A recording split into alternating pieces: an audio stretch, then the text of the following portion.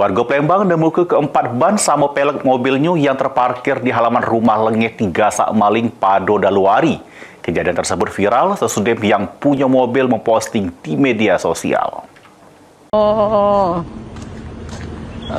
Di paling uangnya tidak aman ya Tanjung Barangan ini.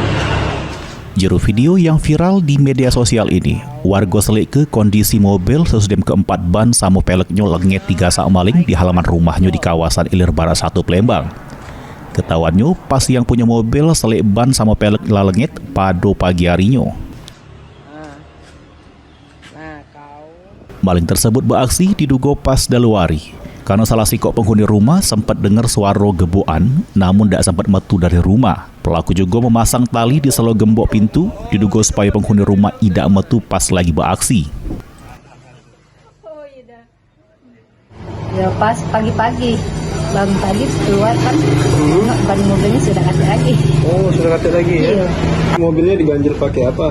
Batu. Pakai batu. Batunya ditinggali oleh pelakunya dia? Iya. Pemilik mobil sudah melapor ke kejadian tersebut pada kepolisian. Baru polisi gancang bergerak menangkap pelaku. Mulyadi, PAL TV.